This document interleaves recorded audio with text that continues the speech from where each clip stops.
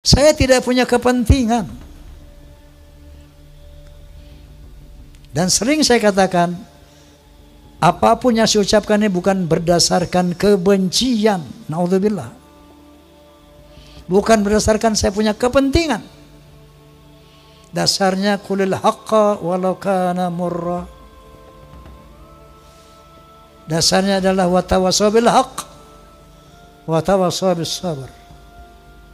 Dasarnya adalah demi menyelamatkan akidah, jadi menyelamatkan Indonesia dari penjajahan dan perbudakan spiritual dan politik. Allahu Akbar.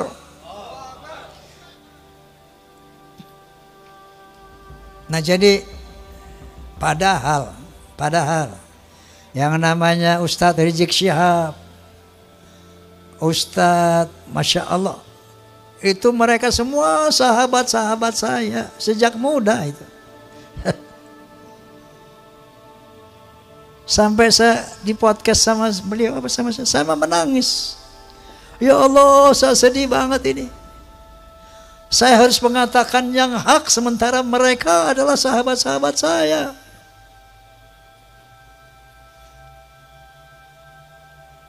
Tapi kebenaran harus diutarakan. Sepedih apapun perasaan saya. Lalu saya katakan goalnya, satu, mari selamatkan akidah umat. Kedua, jaga Indonesia dari skenario yang terang benderang di media sosial.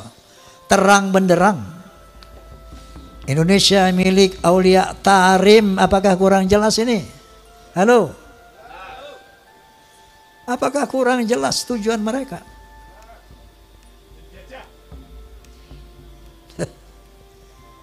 Jadi ini dari dasar hati yang tulus sebagai umat Muhammad SAW dan sebagai anak bangsa Indonesia. Nah itu dengar gak kamu tuh? Penjajahan, perbudakan spiritual. Ngono loh. Tetapi karena kita sama-sama umat Islam, ini memang harus kita selesaikan. Ya. Namun goalnya nanti pertama tentu selamatkan Indonesia dari penjajahan mereka. Makanya saya sepakat dengan Gus Abbas, pemerintah harus turun tangan ini. Ini masalah bangsa, masalah NKRI. Harus turun tangan. Kalau enggak saya khawatir ini bisa perang saudara. Bukan antara Ba'alawi dan umat, bukan. Antara kita sama kita. Ba'alawi nonton. Betul enggak? Oleh karena itu, goalsnya nanti ketika mereka dinyatakan bukan keturunan Nabi, tetap jaga ukhuwah Islamiyah. Wa'tasimu bihablillahi jami'an wa la tafarraqu. Tapi dalam kesetaraan. Bukan dia sebagai tuan, kita sebagai budak. No. Rakat ukhuwah Islamiyah dalam kesetaraan. Kita muliakan siapa yang berilmu. Yarfa'illahu alladhina amanu minkum walladhina utul ilma darajat. Kita muliakan siapapun yang berilmu, tadi golongan mereka dari manapun. Dan kita muliakan orang-orang yang bertakwa. Tidak ada kemuliaan atas nasab, sebagaimana firman Allah Subhanahu wa taala, sebagaimana dinyatakan oleh Rasulullah sallallahu alaihi wasallam. Ini harus kita perbaiki sistem sosial antara Ba'alawi dan pribumi. Kalau mau sama-sama merekat ukhuwah Islamiyah dalam kesetaraan. Jangan kami putra bangsa menjadi budak-budak kalian, secara spiritual ataupun secara politik. Last but not least, Rasulullah SAW punya spesifikasi dibandingkan dari 124.000 nabi yang diturunkan Allah. Ada 313 rasul. Semuanya misinya sama, untuk menyampaikan la ilaha illallah. Tapi ada spesifikasi Rasulullah. Di samping itu beliau ditugaskan untuk membangun akhlak. Sebagaimana Nabi sallallahu alaihi wasallam bersabda, "Innama bu'itsu liutammima makarimal akhlaq." Sesungguhnya aku dibangkitkan untuk memperbaiki akhlak yang mulia. Saya yakin kepada Allah Subhanahu wa taala tentang eksistensinya sebagai Tuhan, eksistensinya yang serba maha, itu dengan dua hal. Pertama, ayat qauliyah Al-Quranul Karim. Yang kedua, ayat kauniyah, ciptaan Allah ini. Ayat qauliyahnya diantaranya firman Allah Subhanahu wa taala, "Innani anallah la ilaha illa ana fa'budni wa aqimis salata li dzikri." Sesungguhnya akulah Allah, tidak ada Tuhan selain aku, maka sembahlah aku dan tegakkanlah solat demi mengingatku. Itu satu, saya bilang. Banyak lagi surat Ayatul Kursi, banyak lagi sebagai ayat-ayat qauliyah firman Allah Subhanahu wa taala. Yang kedua, ayat kauniyah alam semesta ini. Qala ta'ala, "Inna fi khalqis samawati wal ard wa ikhtilafil laili wan nahar wal fulki allati tajri fil bahri bima yanfa'un nas wa ma anzalallahu minas sama'i min ma'in fahaya bihil arda ba'da mautiha wa batha fiha min kulli dabbah wa tasrifir riyahi wa sahabil musakhkhari baina samawati wal ard la ayatin liqaumin yaqilun." Shadaqallahul azim. Sesungguhnya pada penciptaan langit dan bumi, pada pergantian siang dan malam yang begitu teratur, bisanya kapal-kapal berlayar di lautan dengan membawa hal-hal yang bermanfaat buat manusia. Turunnya air dari langit, air hujan. Dengan air itu dihidupkan bumi yang mati. Ditebarkannya berbagai macam binatang melata di muka bumi. Terjadinya pergeseran awan dan angin di antara langit dan bumi. Itu bukti tentang keberadaan Allah bagi orang-orang yang berakal. Jadi dari ayat qauliyah dan ayat kauniyah ini muncullah haqqul yakin, la ilaha illallah. Tidak ada Tuhan illallah kecuali Allah. Begitu juga ketika saya meyakini Ba'alawi bukan turunan Nabi, ayat qauliyahnya adalah dari tesis Kiai Imaduddin Utsman, kemudian dari filologi, dan ayat kauniyahnya DNA. Jelas apa jelas? Oi. Jelas apa jelas? Saya mau tanya, Anda pun yakin tidak bahwa Ba'alawi bukan turunan Nabi? Yakin apa tidak? Alhamdulillah. Allahu Akbar. Allahumma salli ala Muhammad. Masya Allah, Masya Allah. Liqawmi yaqilun. Kalau makanya Allah selalu mengatakan gunakan akal, afala tatafakkarun, gunakan fikiran, gunakan akal.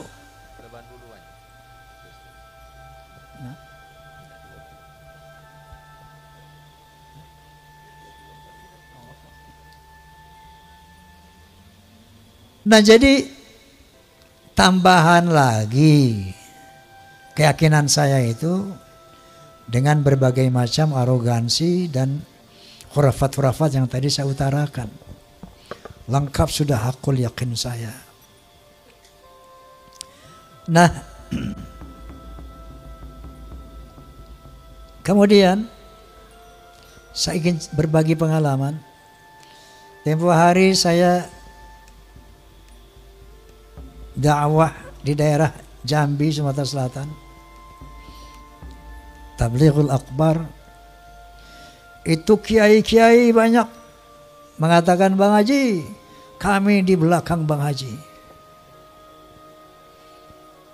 Saya pengen sih dia di depan saya, bukan di belakang ya.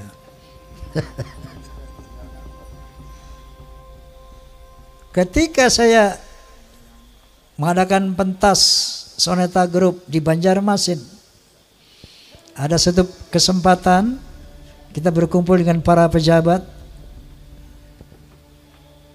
Salah satu pejabat daerah mengatakan, Bang Haji, saya yakin bahwa sebagian besar rakyat Indonesia sama dengan Bang Haji. Allahumma sholli ala Muhammad. Allahu Akbar. Kenapa? Karena mereka sejak ratusan tahun melihat fenomena ini. Terakhir dalam podcast saya bahwa kita bangsa Indonesia tidak boleh diam melihat fenomena ini. Kenapa? Ada indikasi mereka mau menjajah Indonesia. Indikasinya jelas sekali. Ada yang bagian memalsukan kuburan.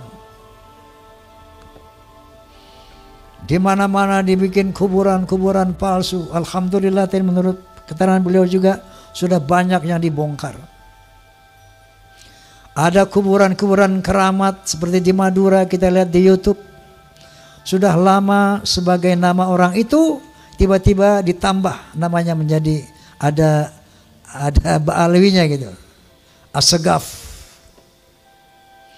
Yang paling trending yaitu KRT Sumo di Ningrat di Semarang, diganti namanya dengan Habib Hasan bin Toha bin Yahya.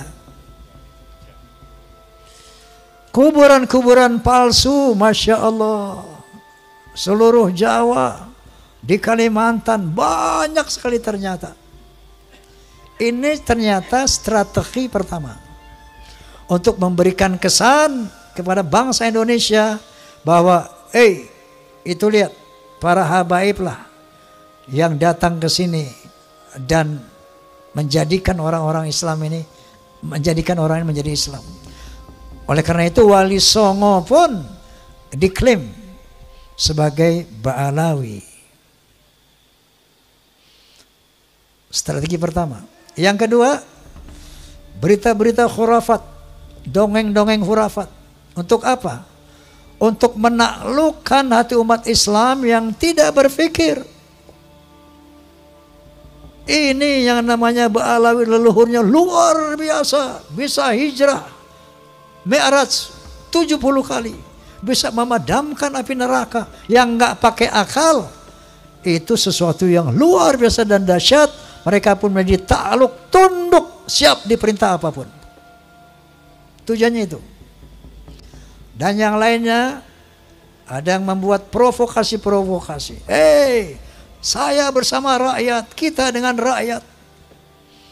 Jangan coba-coba ganggu rakyat. Seakan-akan berpihak kepada rakyat.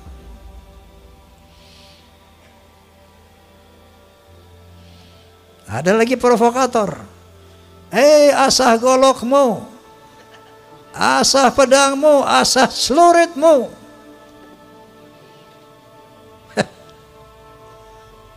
Dia mau ngadu domba kita pribumi, sementara mereka akan memetik hasilnya. Faham apa tidak ini? Halo? Faham? Sehingga akhirnya mereka bisa bilang, Jawa adalah pintu tarim, Indonesia milik Aulia Tarim. Inna lillahi wa inna ilaihi raji'un. Saya sebagai putra Indonesia was-was, ngeri dan waspada. Ini ternyata doktrin-doktrin ini tidak sembarangan. klaim-klaim mereka sebagai keturunan Nabi ternyata ada tujuan-tujuan untuk menguasai Indonesia. Ibu Pertiwi menangis ratusan tahun karena dijajah oleh Belanda, dijajah oleh Jepang. Baru beberapa puluh tahun merdeka, tiba-tiba ada gejala lagi, kita mau dijajah oleh penjajah berjubah. Na'udzubillahi min. Itu yang saya lihat, itu yang saya rasakan, itu yang saya perhatikan. Masya Allah.